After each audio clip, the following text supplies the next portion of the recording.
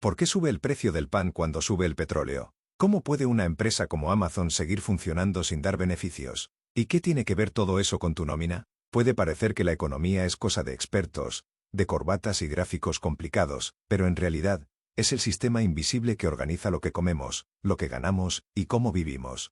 Todo empieza con una idea sencilla. Vivimos en un mundo con recursos limitados, pero con deseos ilimitados. Para transformar esos recursos en bienes y servicios, hacen falta 3 ingredientes básicos: tierra, trabajo y capital. A estos se les llama factores de producción. Y quienes los combinan son los agentes económicos, las familias, que consumen y ofrecen trabajo, las empresas, que producen y generan empleo, y el Estado, que redistribuye y regula para que el sistema funcione, o al menos lo intente.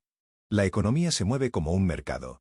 Si hay mucha demanda de algo y poca oferta, el precio sube. Si sobra, baja. Así de simple. Aunque no siempre de justo. Imagina una montaña de patatas. Si hay demasiadas, bajan de precio aunque sigan siendo igual de nutritivas. Y si escasean por una sequía o una guerra, el precio se dispara. Eso afecta directamente a tu cesta de la compra. Y a tu humor en el supermercado. Pero la economía no solo se mide en patatas. A gran escala, hablamos de macroeconomía. Aquí entran en juego conceptos como el PIB, que mide la riqueza generada por un país, la inflación, que te hace sentir que tu sueldo vale menos cada mes, y el desempleo, que es mucho más que una cifra, son personas sin ingresos y con incertidumbre. Todos estos elementos se conectan como piezas de un reloj, y cuando uno falla, puede desencadenar crisis globales, como la caída de Lehman Brothers, que empezó con hipotecas basura en Estados Unidos y terminó afectando millones de empleos en Europa.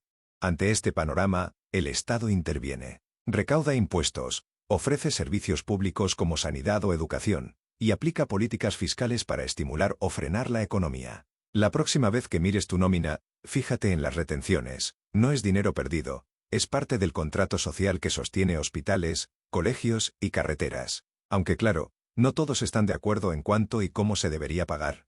Las empresas, por su parte, son como organismos vivos. Nacen, crecen, se transforman. Algunas son unipersonales, otras gigantes multinacionales. Pueden ser tradicionales o startups que apuestan por la innovación, aunque aún no ganen dinero. Como Amazon en sus primeros años, que invertía todo en crecer, confiando en dominar el mercado antes de obtener beneficios reales.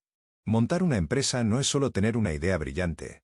Hay que saber organizar, liderar, gestionar recursos, adaptarse al cambio y asumir riesgos. Pero también puede ser una herramienta de libertad y transformación. De hecho, cada vez más emprendedores buscan combinar rentabilidad con impacto social o medioambiental.